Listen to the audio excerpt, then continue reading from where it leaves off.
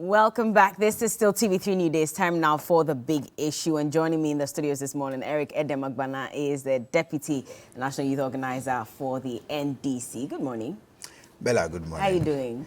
Fine, except that this morning you and Cookie, you were having a lot of mischief against the men. What did we do? You want to break the bias and you are so biased against the men. How are we biased? We're just informing people of which other celebration happens on that day. We are still in March. We're still in March. Let's get to November, then you let the world know that we share the same day with the I was just reminding the world ahead of time. And all that. But you didn't even wish us Happy International Women's Day. I did.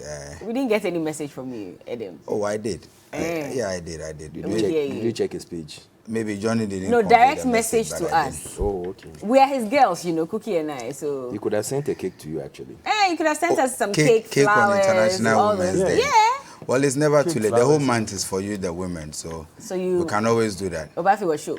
I will do your show. I hear you. Anyway, also joining us in the studio this morning is Alfred Thompson. He's a former deputy managing director for the National Investment Bank. And he's also pardon? And also vying for the regional chairman. I was coming to that. Easy. Hey, well, you started the campaign too early. No, you are campaigning for me. Don't worry. I'm campaigning for you. You are my chief campaign manager. Me? Hey, we haven't had this conversation. Or chief strategist. You are having it now. Okay, I want to be the finance officer. Which one is? Let me handle your finances. Send Momo. You can raise funds. Send Momo. Finance officer. Oh no, I want to be treasurer. You raise the funds.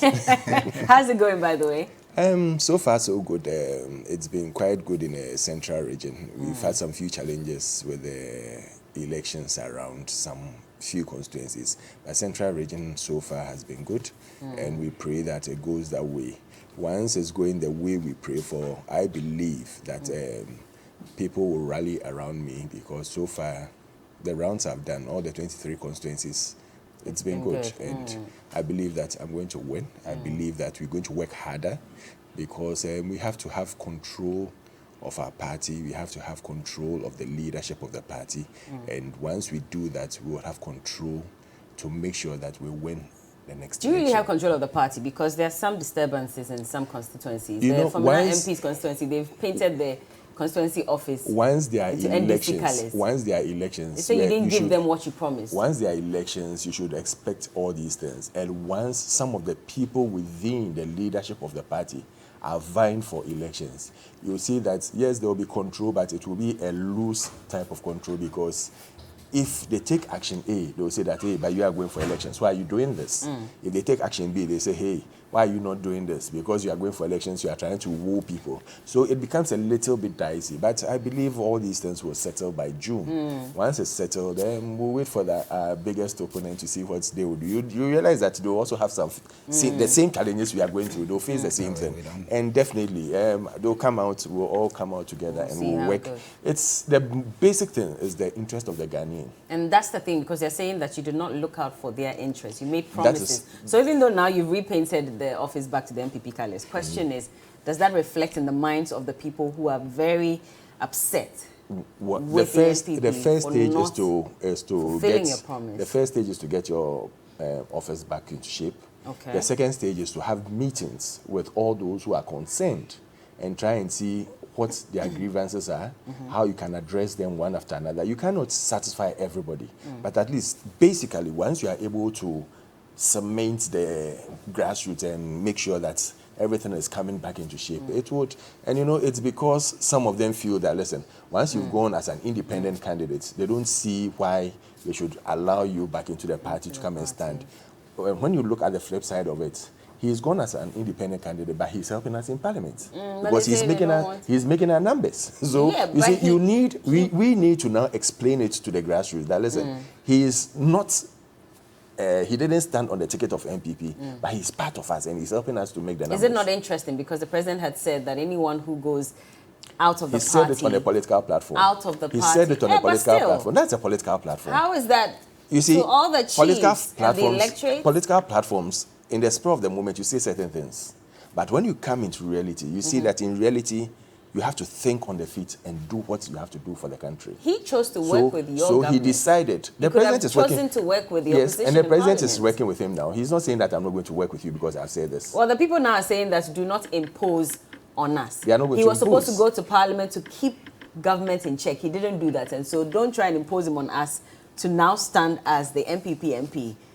He's going to go through the normal elections like anyone else. But the people say they are not happy. You need to. That's why I say you need to engage them. We would engage them, and when we get to the bridge where we have to cross, we'll cross with them. So as for that, it's just the basics. I mean, we expect this. These things have to happen, and it also shakes the party's grassroots for people to see that yes, don't forget that some people put you there, and the people expect so much from you. So it's good for us. And, It is. yeah, it's. There's good. another constituency office that's been locked. That's why I And said you're saying that it's good for we you? have one or two places. And I'm saying it's good for us because you get to realize that you have to deal with the grassroots. You have to deal with people who put you into office. Is there fire on the mountain? No. There's no fire. No. Adam, is there fire on the mountain? Yes, there is. Good You morning always to see- you always good see morning that to way. our cherished viewers. I think that I have been following the NPP internal organization very keenly, and my personal disappointment is with the fact that the media does not seem to be highlighting the many violent clashes going on. Bella, last week in Seshiwi also constituency, the former district chief executive was even kidnapped. Yeah. If you see the videos and pictures from that area, people were brutalized. The incumbent DCE went with macho men, some holding guns, various weapons. They brutalized people simply because of an internal election. I have always said that whether the NPP or the NDC, both parties are human organizations. And so you are likely to have some of these intramural conflicts within the parties. The NDC will soon start our reorganization. Yes, all the 7,000 plus branches that we have, there may be a few places that you have some of these conflicts, but it must be managed in such a way that it will not degenerate into the kind of violent attacks that we are seeing in the NPP. What is happening in the NPP simply confirms the fact that they are not a democratic party. Is that so? Because if you are a democratic party, why are you holding forms? Why are you preventing people from picking forms? But those are allegations. They are not allegations. It is because the forms are not being given to everyone who is qualified. That is why we are seeing the kind of things that we are seeing. Beating people up, burning offices. I mean, it's just too much. We should not do politics, conduct politics in this way. I have always said at the NDC, yes, we may have pockets of such disagreement, but we will never allow it to get to the point where you pour acid on each other, where you shoot each other, beat people up, kidnap people in this current dispensation and all of that. It's really terrible. And he said something that President Akufo-Addo made some speech on a political platform. You see, I have always said President Akufo-Addo is not a principled politician. Why because do you say that? I have followed President Akufo-Addo keenly for at least 15 years now. In fact, growing up and when I decided to do politics, one of the politicians that I decided to study is President Akufo-Addo because he was an activist. He had all the, I mean, we refer to him as a human rights activist and all of that. Yeah. He's led demonstrations. He was bold, very courageous and all that. But his presidency has exposed him as a leader whose words are different from his actions. So, for example, in 2020, President Akufo-Addo stood before the people of Fomena and told them that all the people campaigning as independent candidates, he cannot work with them. He actually said no individual is bigger than the party and that none of the independent candidates should use his name in even campaigning. They sacked the gentleman from the party. Now you say all these things about the gentleman. Then tables turn. The rejected stone has become the chief cornerstone. And so you are all over the place trying to appeal to the gentleman. And so you are supporting him and even want to impose him on the people of Fomena. What happens to the speech that you made in 2020. If President Akufo-Addo is a principled leader, he should have maintained his position on the Fomena MP, whether we had 137 or not. But it was the Fomena MP's discretion to work with the NPP in see, Parliament. Bella, he chose to work with them. He was asked, and he said that, well, I never left the party. He was sacked. I mean, how do you mean by you were not, he never left the party? We spoke to him, and you see, at the time he was sacked, he never left the party. At the time he was sacked. No, if you are sacked from the party, what do you mean by well, you but never left the party? I never left the party. The gentleman was sacked. I always said I would work with the NPP if I get into Parliament again. He was sacked. His seat was taken away from him. And then we have 137, and so they needed him. Both parties approached him. The condition that the NPP gave him was that they were going to make him their parliamentary candidate. Let any of their leaders come out to deny this. And that is why the gentleman is so comfortable. He joined the NPP thinking that they are going to. I am very sure of what I'm saying. And why? I mean, apart from that, if today he thinks that he does not want to represent the people of Fomena as an independent candidate, then he should resign and go and contest a by-election to come on the ticket of the NPP. He should go, because you were elected as an independent candidate. You were sacked from this same party. Your seat taken away from you. The people of Fomena... The seat was taken. Yeah, the seat was... He lost the seat prior to the 2020 elections. So that seat was actually declared vacant at a point. And now you come into Parliament back as an independent candidate, and you are doing business with the NPP. Now, when you look at our constitutional provisions, doing business with one side of the house does not mean that you must belong to that house. To the extent that the gentleman attends NPP meetings. That is why our minority chief whip, Honorable Muntaka, earlier had a press conference where we cautioned that he is even breaching the constitutional provisions, because doing business only means that when an issue comes, you choose to vote with one side of the house. It doesn't make him MPP. So why are they trying to impose the gentleman in the most undemocratic way on the people of Fomena? If he thinks that he wants to represent MPP, he should resign, get back, and let the MPP bring him back to Parliament. You are so undemocratic, and that is what is resulting in all of this. We had a rebranding of your office to NDC Colors and all that.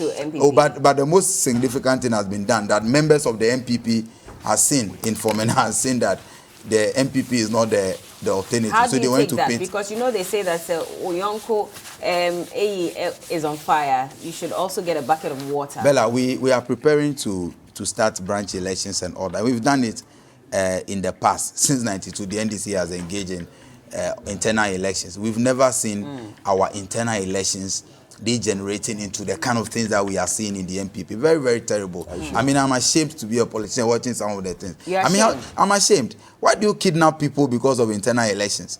You hoard forms. You beat people up. I have pictures here. Very, very terrible, but disturbing that's what I'm pictures. saying, that these internal wranglings within the NPP should not make the NDC comfortable. We are not. I mean, we are not comfortable. About it. We are concerned because lives are being lost. We are concerned because properties are being destroyed. We are concerned because together they are contributing to giving all politicians a bad name. But apart from that, we don't think that our internal contest will ever result in the kind of things that we are seeing in the NPP. So? No. And the NPP under President Akufo-Addo has shown that they are so undemocratic, and that is what is resulting in all of these things. Very terrible. I was hoping we could play the president's speech at the Fomena Deba, but unfortunately, I think that's not ready. He said a lot of things. You should give me the what chance I would have wanted. You started. I would have wanted us to. Okay, I didn't even finish. Then I'll give him the chance to also respond. No, then I didn't finish on. before he jumped in and started. You finished, and I asked him a question. No, you did. I didn't. Carry on, by the way. Thank you. I'll just give about a minute each, so we can move on. Yes, we can move on to our main topic for today. When Edem behaves this way, he's trying to be hypocritical about how politics work.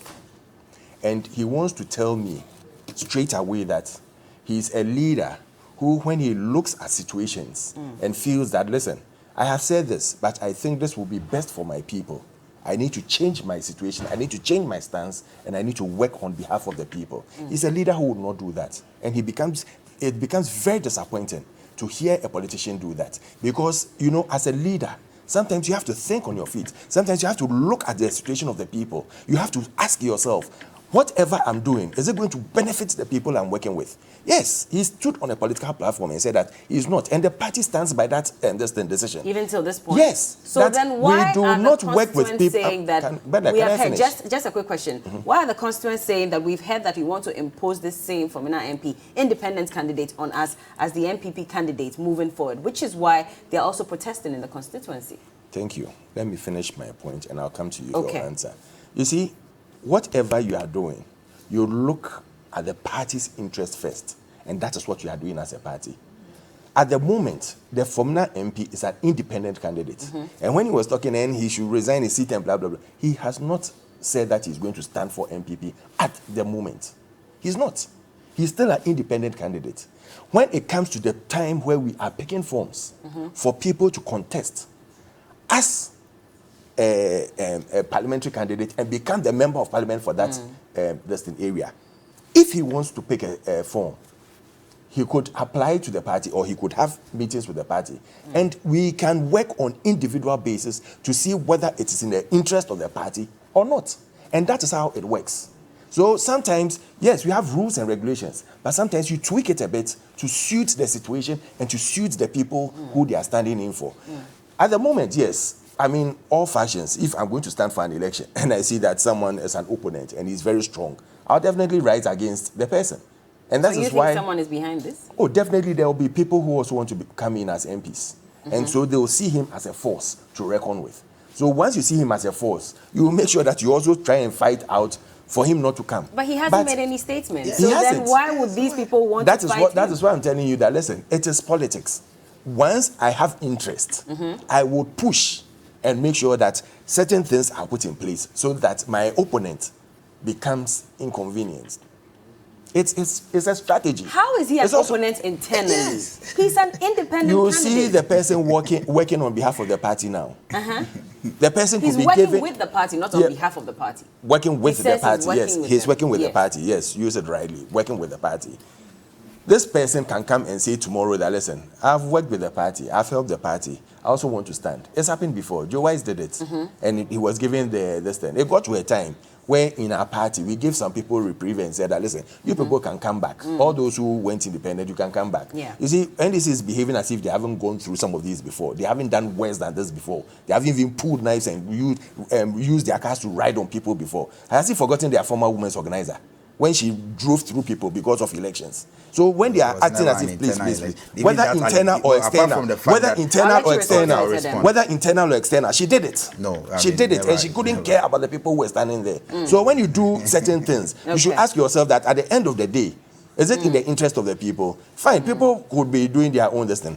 Anybody who goes beyond what he has to do will be arrested and dealt with. No and action the police was taken against Honorable Howard Kumsin when she fired a gun. Who said so? No action was taken. Who said so? The police Do you dropped the know? investigation. Do you know the number of times? Do you know the number of times she went? Investigations and the charges. Yes, but do you know the number of times they had to let her report? But they dropped it. If they've dropped the it, it's between the police and her, because maybe they looked at other conditions that came on. It's their own thing.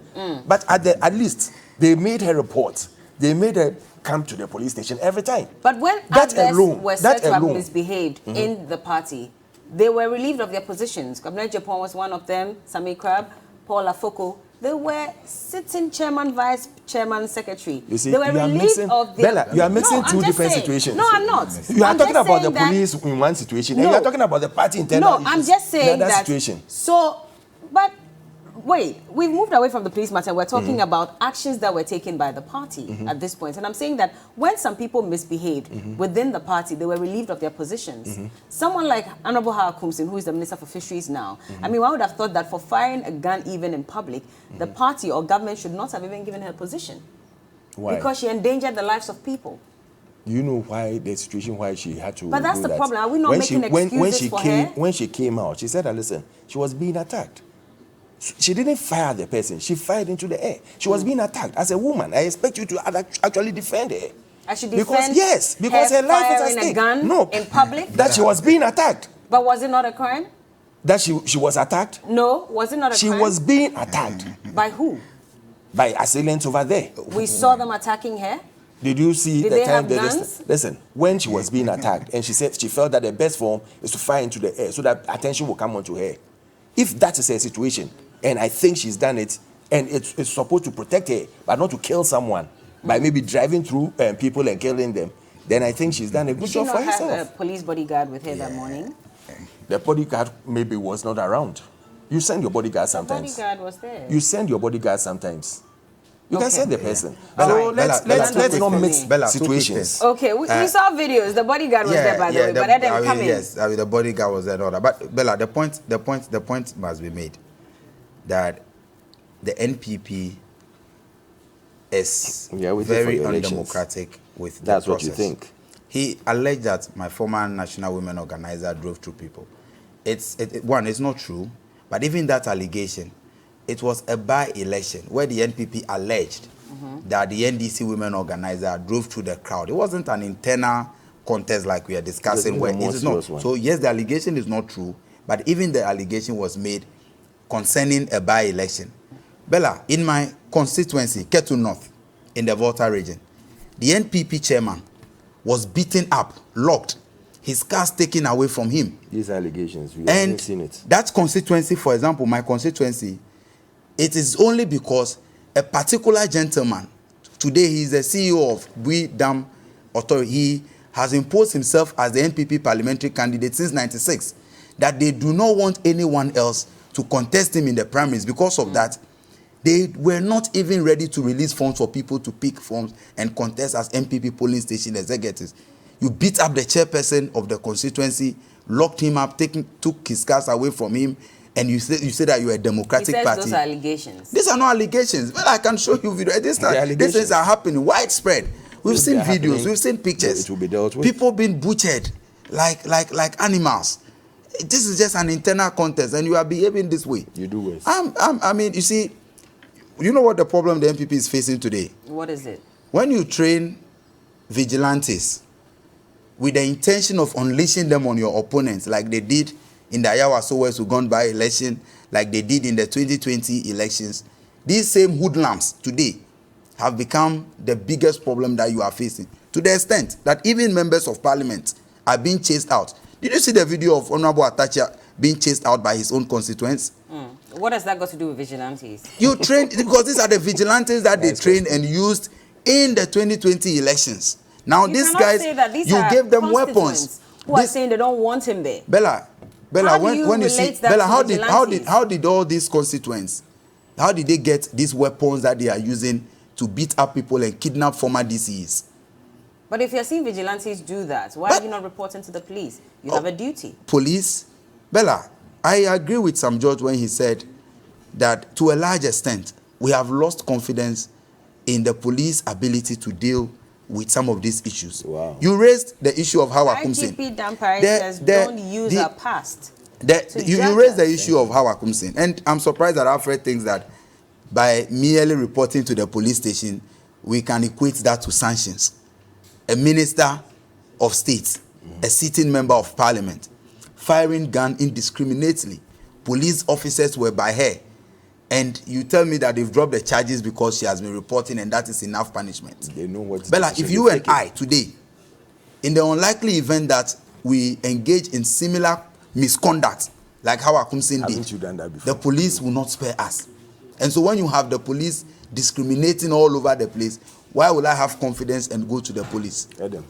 When the Ayawa Sowers who gone by election incident happened, and even the committee made recommendations for sanctions to be applied to some of the individuals, what happened to the sanctions? The president issued a white paper, and they have refused to sanction those hoodlums because they were on an assignment for the president and the party. How do you say they were on an assignment? They were on an assignment. Who signed? Bella, who signed them? Bella, is it so easy that an individual, in his or her own right, can get access to national security apparel, will get access to weapons owned by the national security, and under instruction, use them to maim people? As I speak to you, some of the victims are still unable to walk. And fair enough, but you cannot say that it's the president that sanctioned that.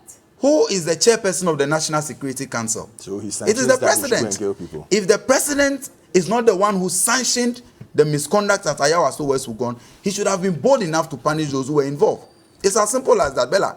If you are a leader of a team, you chair a particular committee, and members of the committee, engage in misconduct, a committee recommends for punishment, then you issue a white paper to whitewash them. But they gave a reason for issuing that white paper and also rejecting some of the recommendations that Bella, if you speak to armed robbers, today we are talking as we speak, there's this issue about attack on bullion vans and all that. The armed robbers that are involved in this, I'm sure they also have a reason for engaging in it. We have a law that we are supposed to be working with.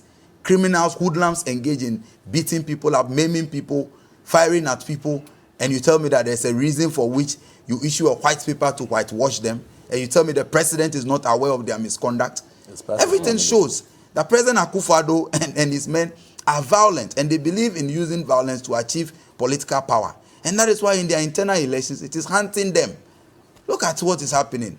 I pray, I mean, my very good friend Alfred, I pray that by the time you get to the region, the slashing and the pouring of acid on each other and other things will stop. We have the Vigilantes Act, and it says that all vigilante groups must be disbanded. We know that vigilante groups don't only belong to the NPP. The NDC also has vigilante groups. Have you disbanded your vigilante groups? Bella, as a political party, the NDC, as we speak, there is no single group, vigilante group attached to the NDC. So not a single one. Not a single one. Affiliated. So you have disbanded them. Is that what you're saying? Bella, after the act. Bella, I'm going to tell you something as an individual. For me, one of the biggest mistakes the NDC made in 2020 was to sign that Vigilante Act. And if I have the mandate to take a decision on it, I will make sure that the vigilante groups are formed and we help them to help us fight to protect the ballot. You know why? How do you say that? You tell us to disband vigilante groups. You pass behind us and recruit hoodlums into national security. Recruit hoodlums into the army, into the police. Use them to kill people. Do you know that in the 2020 elections, for that. You don't have evidence Bella, for who that. shot and killed the 8 people that died in the elections? There's no evidence. It's a very serious allegation. What happened at Techiman South? Was it not the military guys that shot at the people? You didn't see the videos. Vigilante groups? But these are the hoodlums that have been recruited. We all know.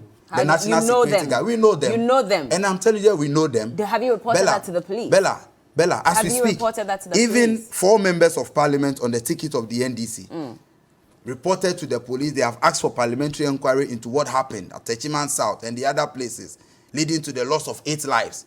What has been the response of the government? The president refused to even make statements. So you can't tell the NDC to disband vigilante groups, then you recruit your vigilantes into national security and use them to torment people. It will not happen again.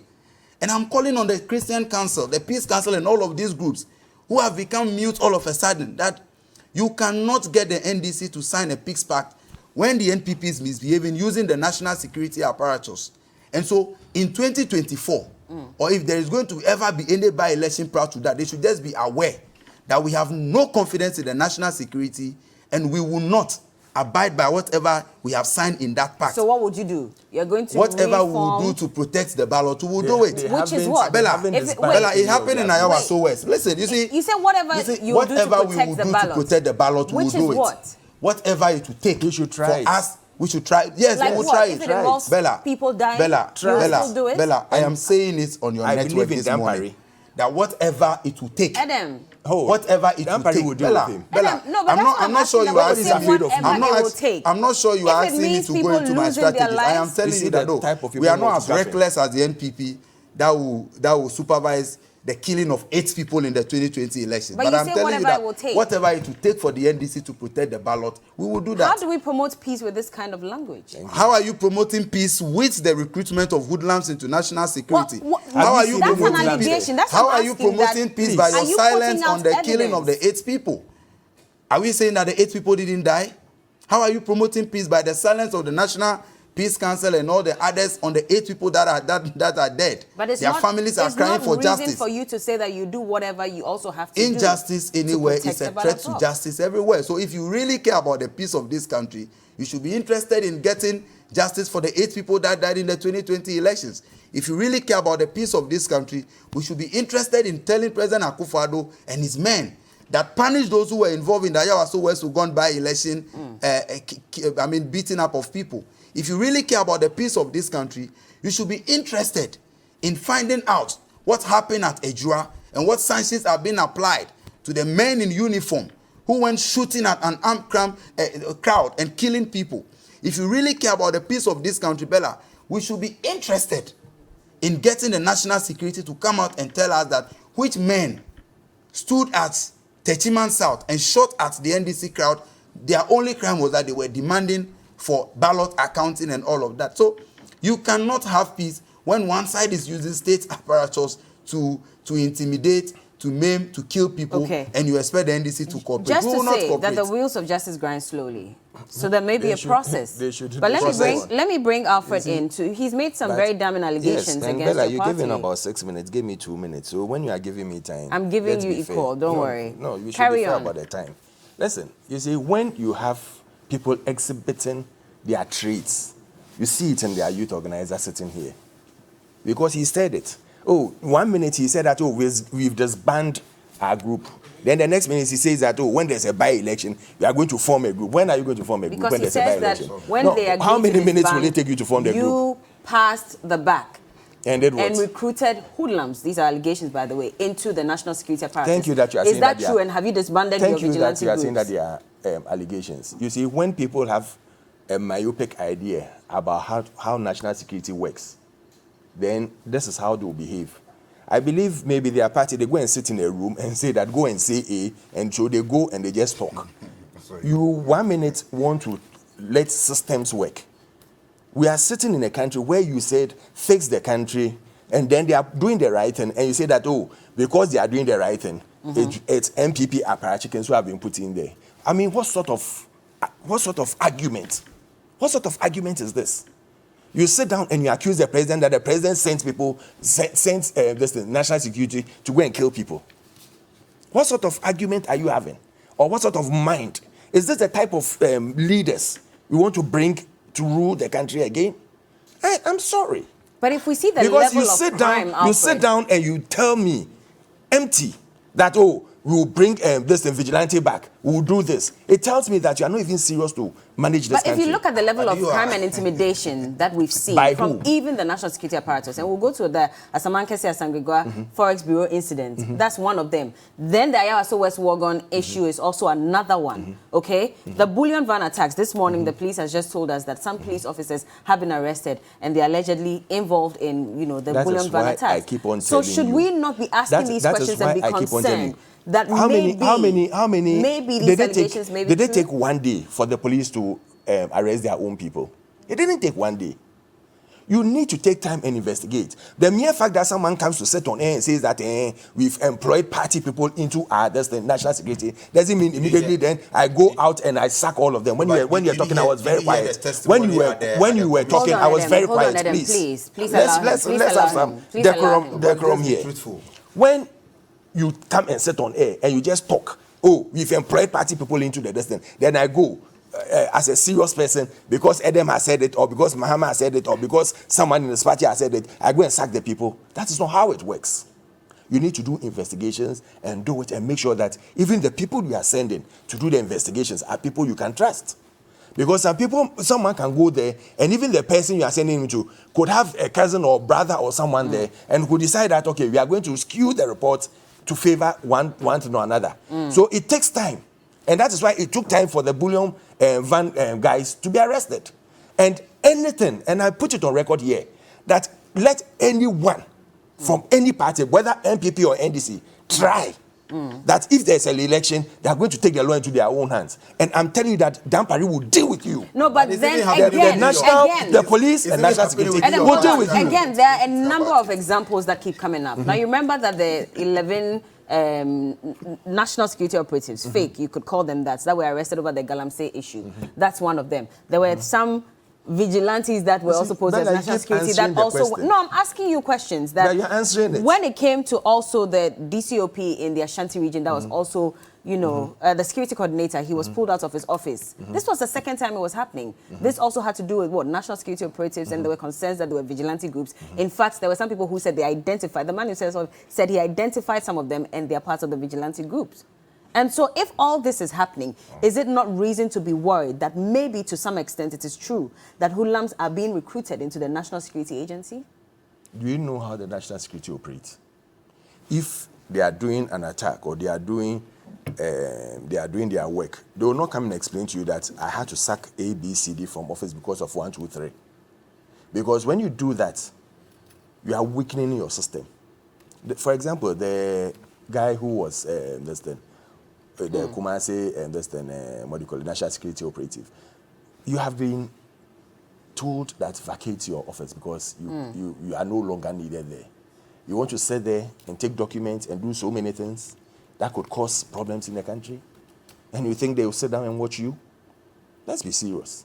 Do you think that if they've sacked someone from this organization, that we don't want to see you in TV3 again because you've done ABC, and the person walks in, they will just allow the person to walk into the office and pack anything they want and walk out? You think TV3 will do that? So even if TV3 won't do that, you expect national security to sit down and let the guy just sit there and do whatever he likes? No, but then again, these people were identified as belonging to the Delta Force, vigilante group. No.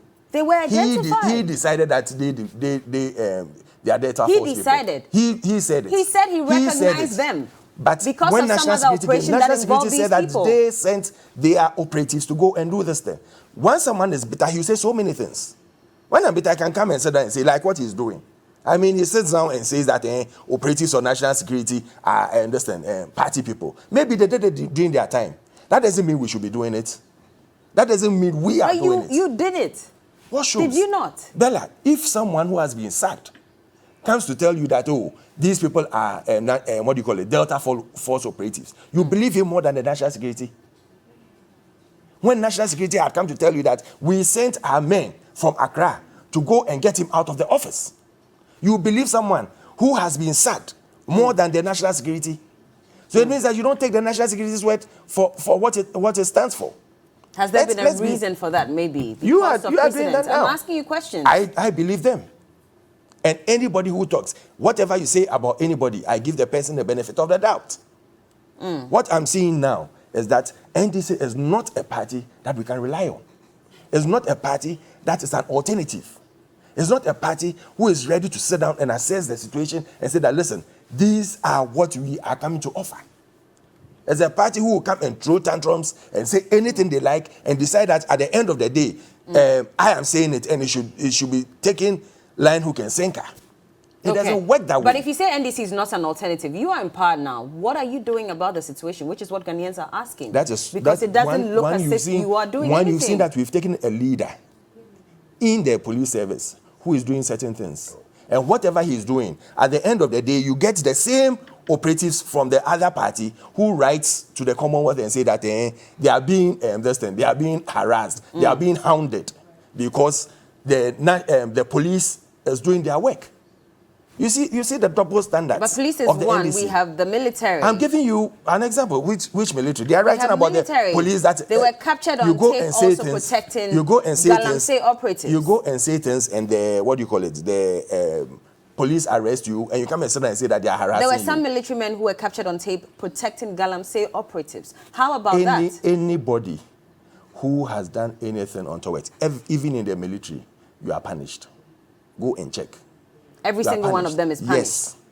Yes, you are punished. Every single one of them. So these soldiers that were protecting the Galamsey operatives, were they punished? In the military, whatever you do, you are punished. Were they punished? You go and face your disciplinary committee.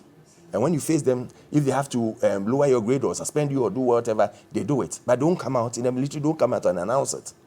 But it was done. Definitely, and you are sure of that? Definitely they will punish you. I'm telling you. Go and check. Ask any military person. They'll tell you, definitely in the military, whatever you do, you are punished. Once you are found out, you are punished. Okay. Bella, Adam. Bella, I mean, apart from the fact that all that he's saying about people being sanctioned and whatever, it's never true. None of these people involved in these crimes that I spoke about have faced any sanctions. How do you know? But Bella, that is why, as I speak, like I'm telling you, there is a petition from 4 of our members of parliament seeking for sanctions to be applied. The response from the National Security Minister is that they are still investigating. How long would it take you to investigate? But we the cannot shooting also, of when they know videos are better available. how to run their business. We cannot tell them how to run their business. Bella, we cannot, but the fact that we cannot tell them how to run their business does not mean that when the facts are there, there are videos to support. When those who work within a regimented institution like the Ghana Armed Forces will tell you that before a soldier or an army officer is assigned to a place, there are processes that you pass through. Now, if you assign people to Techiman South and there is a problem in Techiman South, videos, pictures, footage from various media houses to support the evidence that indeed the soldiers were engaged in shooting people who were not armed at the time. How long should it take the Ghana Armed Forces to investigate? If our security agencies cannot investigate themselves within a year or two, within this period, it's been over 2 years, and you are here, you are telling you want us to glorify whatever, and all this bragging about if anyone attempts to do anything, you meet them in your own party, you are not even able to handle the woodlands. How dare you talk about? How is he? He's How bragging. are they He not was able saying, to handle the hoodlums? why? I didn't know there is Dampare not there, and then they are butchering themselves. They are kidnapping people all over the place. But has he not done at least what have they done so about far? it? IGP Dampare has not done a good job so far. I'm not passing verdict on Dampare. No, he is bragging. I mean, Alfred is bragging that the NDC should not dare attempt doing anything and all that. I'm saying it on your network this morning as the Deputy National Youth Organizer of the NDC. Bella, we have learned our lessons. Doing the right thing does not mean that we'll keep quiet for Akufo-Addo and his hoodlums to misbehave again like they did in Ayawaso in the 2020 But you election. also cannot take the law into your own hands. Bella, there is a reason why there is self-defense to do their job. I'm not here to give you insight into whatever strategy we have, but I'm telling you that whatever it will take to protect the ballot, will do it. It will not be for the sake of you cannot take the law into your own hands and all that, and we watch you misbehave again. If the national security, the Peace Council, and all the so-called stakeholders, the regional and national House of Chiefs, they really care, they should be talking about why Akufo-Addo is silent on the 8 people that were killed. If they really care. But that's what I'm saying, that the position and that you are taking. And so when you do nothing to address injustice, whatever the people will do to protect themselves, we will do it. And I don't want us to belabor the point. I'm sorry, Adam. But you don't make this kind of statement. I'm telling you that I will do whatever to protect myself, and I think that we don't make that statement. What information are you passing on to young people? Because maybe you are saying that you do whatever it takes. That may not involve harming people. The discerning young people. But what if your followers think that this is the right way to go? And I'm distancing myself, I'm distancing Media General and TV3 from this. I'm saying this because... You know what? Let me tell you something, Bella. What if one of the reasons why the government gets this information wrongly? Bella, one of the reasons why the government gets away with so much mediocrity, with so much indiscipline, is because media people like you are always scared. It's not about scared. But I cannot also allow you to incite young people wrongly on my platform. I haven't said anything that is illegal. Have I said anything that is criminal or illegal here? You said you do whatever it takes. And I'm only saying that we will do whatever it takes to protect the ballot. And what would it take? You want me to give you insight into my strategy? Well, so if I don't know the insight, what if it also involves some form of violence? I have to distance myself and my platform from it. No. Why are you running? Why are you trying to run away from my statement? I'm just being wise. I am saying that. There's a difference. No. Listen, have I said anything illegal here? I said we will do everything possible, everything we can to protect the ballot. We will not allow the national security to intimidate people the way they did, kill 8 people they did in 2020, how they beat and maim people in the Ayawaso elections and all of that again. What is criminal about this? So I said I will do whatever I can to protect my party's youth. And that's what I'm asking you. To protect the ballot. What exactly is it? And I'm telling you that I cannot go into my strategy, but I am telling you that we'll protect the ballot. Let's leave it at that. Why are you so afraid of I'm just saying that if I'm not afraid of it, I'm just saying that just in case people misconstrue and this also results in violence, I will not want to be a part of violence. If you are afraid of violence, if it's the violence that you are afraid of, it is happening every day in the No, but we're asking them to do their part. It doesn't mean that you should also make a statement that says that we'll do whatever it takes, by the way. But let's move on. I mean, still talking about security in the country. So yesterday, the Ghana Police Service released a statement concerning police investigation into bullion van robberies. And they said that during the raid at Boteman near Sharman, there was an exchange of gunshots and 2 policemen, Constable Randolph Jima Ansa and Lance Corporal Stephen Kweku Nyame, who had been arrested in connection with the bullion van robberies were shot and were pronounced dead on arrival at the police hospital, where they were rushed for treatment. Some other suspects believed to have sustained gunshot wounds managed to escape from the scene. So further investigations have led to the arrest of 5 other suspects. And it says 4 of whom are policemen were pursuing 5 other civilian suspects who have gone into hiding, and they will be arraigned before court this morning. Is it not worrying that the same people who have been recruited into the national security and the police agencies to protect us are the ones who are perpetrating crime? Bella, when you have a situation or an institution where people are employed, they go through, we saw the last recruitment for the police and even the, what do you call it, the army and all these service system. You realize that when they pick you, that doesn't end the search they do on you. It's still a continuum. They'll keep on doing things and searching because sometimes people are influenced by so many things when they get in. Someone could be a criminal who is coming in and you might not know. You will come with a different name and everything, and you would never ever get to know that this person is from a criminal background or does certain things, or maybe the ghetto he comes from, there are criminals there. So until and unless something happens, you cannot just say that because I've seen you, I think this guy is not, he doesn't look like a normal human being. He looks like someone who is a criminal, and then you pass judgment. What we should be glad about is that the police are now coming out. It didn't used to happen. The police are now coming out, and they are letting us know that even if our own does wrong, we'll bring the person out, those perpetrators, and we'll make sure that we prosecute them. And that alone is a sign, it's a signal telling those within, if anyone has any intention of doing something like that, they will check the person. They will make sure that they deal with the person. And I must praise the leadership of the Ghana Police Service, the entire thing, of the way now they are putting some respect. They are letting you now feel that yes, police is coming out well in this country. It didn't used to be that way, and I am glad, and I must congratulate Dan Parry that it isn't a mistake. It is divine that God has brought him at this time, and he shouldn't fear anything. He should do his work without fear or favor, and everything that anyone can do to support him, we'll do it. Okay. If we know where crimes are, we'll report it. People should come out. People should report, because if you don't do that, at the end of the day, how can they be arrested? If you feel that I've sent a message to the police, I've done this, and still I'm not getting responses, they have a bureau at the CID is there, the head office, they have a place there, a reporting desk that you can do there. And sometimes it will surprise you that Dan Parry has, when you text him about anything that is going on, there are issues here, please, what can you do about it? They send people to go and check on it. But if the statement says that there was an exchange of gunshots, 2 policemen who had been arrested in connection with the bullion van robberies were shot and were pronounced dead, that's also raising eyebrows, because people are trying to understand these 2 policemen who were arrested in connection. Was the arrest earlier, and why were they also sent to the battleground, if I can use that, to the extent that now they've been shot dead? A lot of eyebrows are being raised about that. When I was coming, I heard, that's a paragraph 2. Yes. I heard some other station discussing it, and that will be best explained by the PRO of the police. Okay. Because they know what they've done. They know the measures they put in place. Sometimes we might not. You sit back and you think you understand everything they are saying.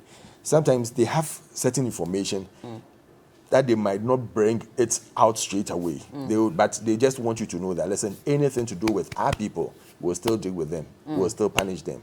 Unfortunately, some 2 died, and it's an unfortunate situation. But the rest are being pursued, they are being prosecuted, and I believe that the right thing will be done. But there's a standing rule that you should wear bulletproof vests and helmets when you're going on operation. Agreed. So how is it that this happened to the extent that they have been killed? That's why I'm saying that sometimes there are certain things that go on that you might not understand until they've come to explain it to you. Maybe in a rush, or they were around somewhere and they just messaged, and people rushed in without going to the barracks or to their offices to put their necessary apparatus on. and they rush there just to make sure that if there is a crime going on or there's something going on, how can we quickly solve the problem? But And they're this always happened. supposed to have it on. It's not always. Especially It's after not- the it's not- Adedingpo bullion van robbery. We were told. It's not always. They're not it's always not- it's supposed to not- have it on. They are supposed to, but it's not always that they wear it. Why? Some do, some don't. Why? They can explain it best. But you are saying that they can, don't but always. I see them around. So it's not always that you see them in their bulletproof. You know it. I mean, it's not something that is it's a secret. We see them around when they are even in the offices, and it's not always that they wear their bulletproof, because even in the office, people can come and fire.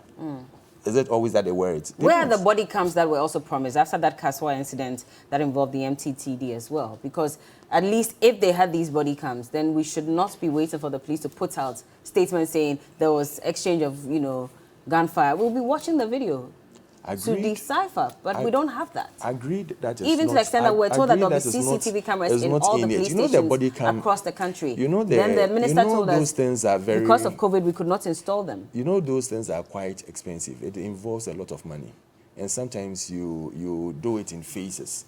So I don't know whether some has been bought already. I didn't confirm that, but I can check that and get back to you. But I know that these things are going to be rolled out in phases. And if it's not in yet, I think there are one or two that I've seen that they wear one or two gadgets Just a few around. of them. So it's something that is being rolled out, because you can't just. But I haven't go seen body and throw- cams though. I've just I seen the think I've helmet. seen- I You've think seen I've body yeah, cams on yeah, the police? Yeah. You realize that some of them, they have it in front of the helmet there, and it's working. Immediately you go out and it's on, it's working. But what's on the helmets? That's different, is it not? No, it's a cam. But that's not a body cam, is it? It's part of the cam. Okay, let me bring It's Edem part of the in cam. to respond. Edem, when you saw that statement, indicating that there were some police officers allegedly involved in the bullion van attacks, what came to mind? Well, I'm not surprised that you would have some police officers engage in such activities, because the police service is a human institution.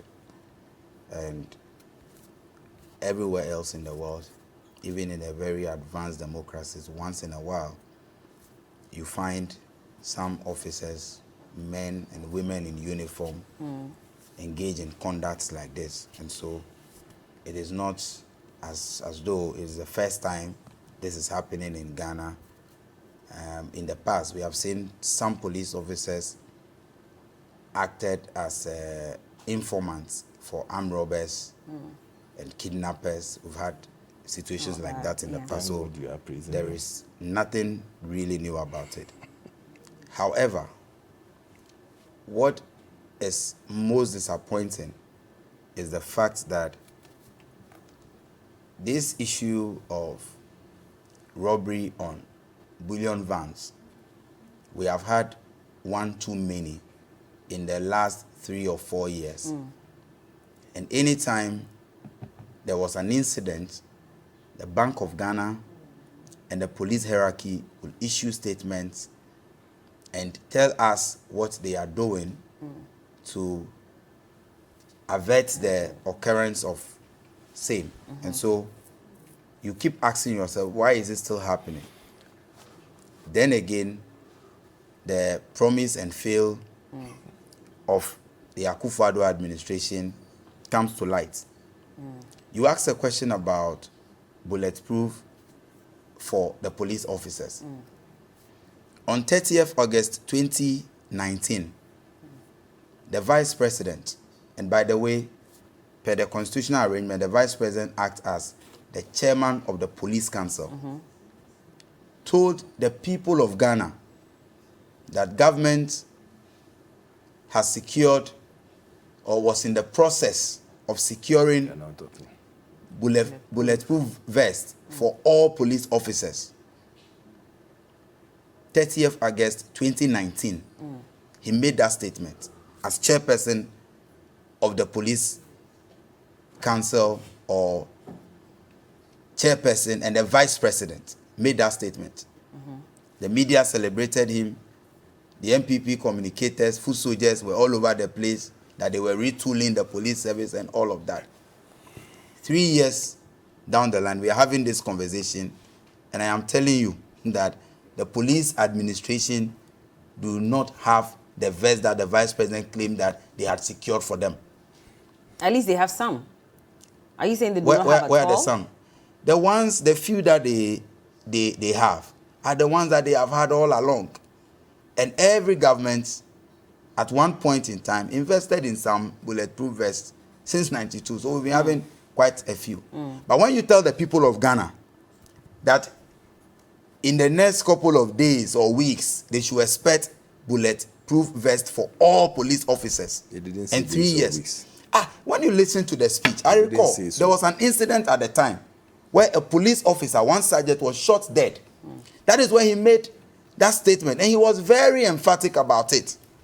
3 didn't years say down the days line, you or don't weeks. have it. So just admit that again. You promised the people of Ghana and the police officers the vest, and you have failed to provide it. And that has become your stock in trade, making promises that you never fulfilled.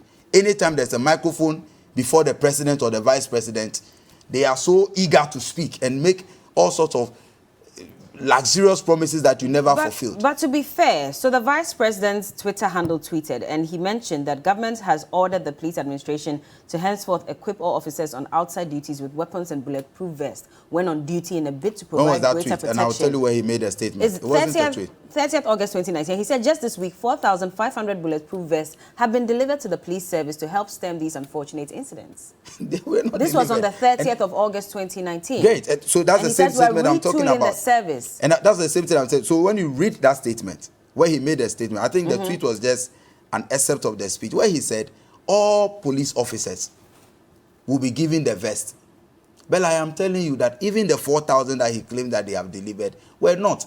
And that is why police officers who are assigned to these bullion vans do not have the bulletproof vest till today. When the incident happened at Kolebu, the traffic light around Kolebu, you recall, the police service, the police hierarchy came out and told the people of Ghana that they did not have the bulletproof vest to be given to these police officers who are assigned to the bullion van. So if indeed the vice president had delivered the 4,000 vests, how many police officers are assigned to bullion vans in a day that they do not have the? So let's be fair. The truth is that your promise and fail, always so excited to talk and say things that you never do, is also responsible for why we are where we are today.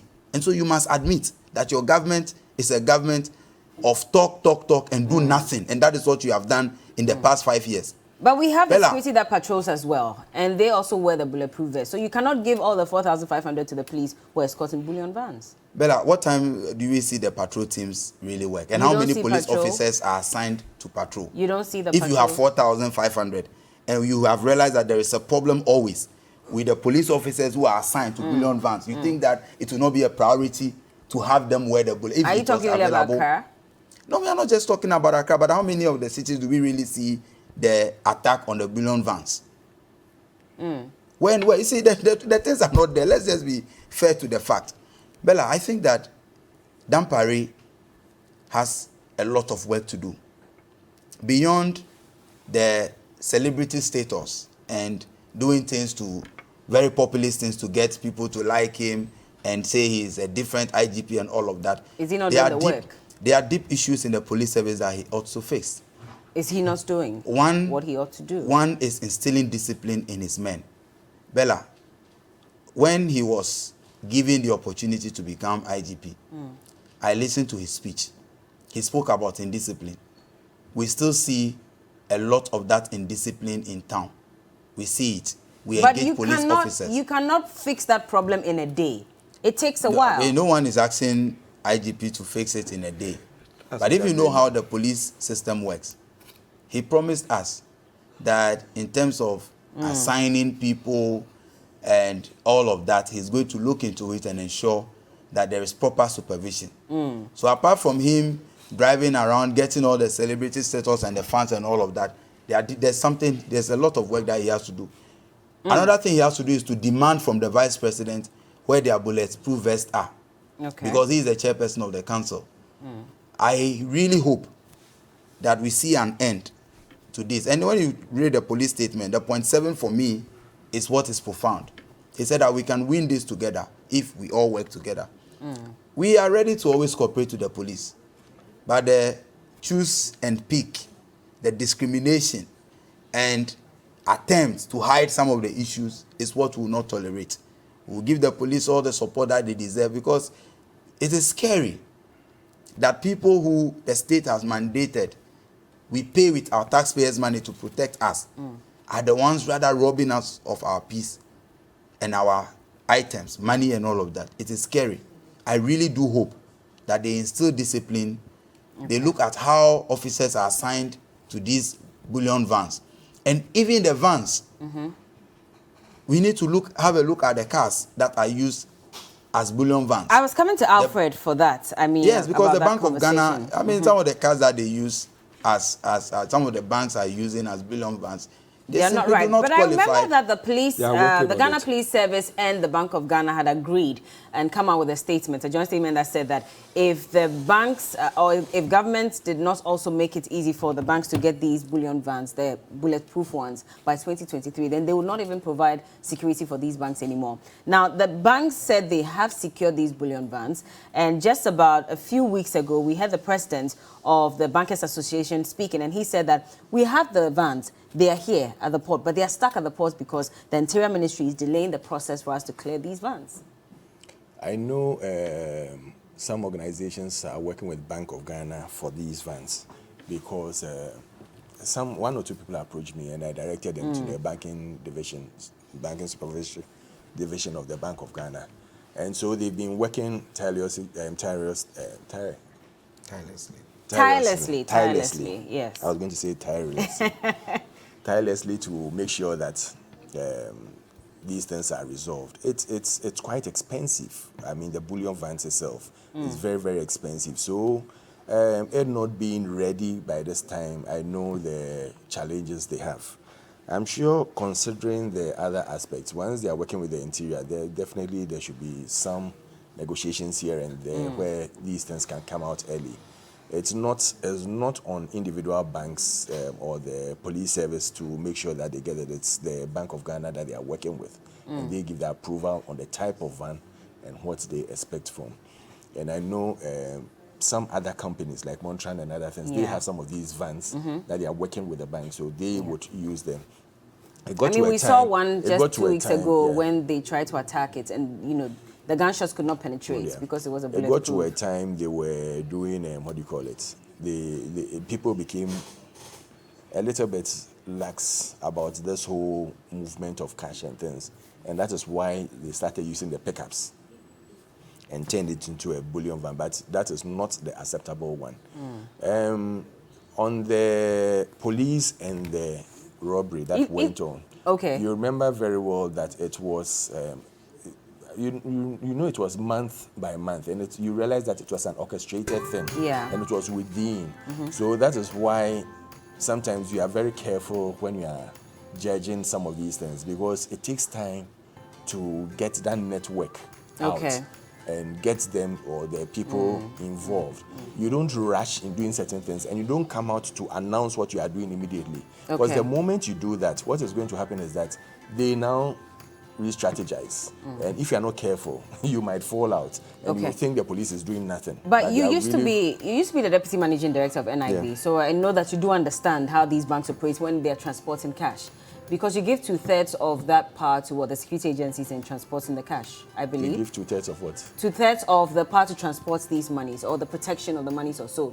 How does it work? You do insurance on any money that is being transported. You insure even the money at the vault and everything. And also, they have their times that they come and pick, they evacuate cash, because you have up to an amount you can keep in your vault. You shouldn't have more than that. But whose job would it be then? Would it be the bank or the security agencies in securing these bullion vans to transport the cash? If you are giving the security agency the right to transport your money for you, you can decide that, listen, I want to see the type of van you are using. I don't want the pickup, I want this, I want that. But what do you recommend? Who should secure these bullion vans? Should it be the banks or the security agencies? If you are using, if the bank is going for it, it will be quite expensive. It will be a huge lesson in their books. And so if they are going to use some of these security companies to transport, it's cheaper and it's better, because they will transport about 4 or 5 different banks. So it's easy for them to, make their money back than one bank doing all that. We have to go, but a policeman, a security agent sent a message and said that, make no mistake, what you see on the helmets of the police is light, not a camera. And as the MPP pointed to the head, this is a piece of education that I want to put out. So it is light and not camera. I have seen a camera on the head before. Okay. It might be someone who is just saying it. I have seen it. He works within. Listen, Bella, he if works you within. like, go there. There are some that are lights. I have seen a cam before. And there are some that you are know, cameras. even with your pen, you can have a cam there and it will be there. You will never know. But the one you see on the helmet is Not a the camera. light one. Okay, you've I have seen a camera. a camera before. Okay. Okay, all right. What is he talking about? Okay. Thank you. Thank you, by the way, for joining us this morning, gentlemen. This is where we wrap up on the big issue. Good morning to Dr. Nortedua. He says banks make huge profits. So I'm sure he's trying to say that they should rather foot the bill when it comes to getting the bullion vans. That's Dr. Nortedua. He says banks make huge profits, so you should be the ones to fund the purchase of bullion vans. But Alfred Thompson is a former Deputy Managing Director for the National Investment Bank, and Edem Agbana is the Deputy National Youth Organizer for the NDC. Thank you so much, gentlemen, for joining us this morning. Edem, you're winking at me. Hey. I'm just kidding. I'm just kidding. We'll be back. We'll be back with more. You want a cold room experience there? We'll be back with more. This is TV3 New Day. Keep watching.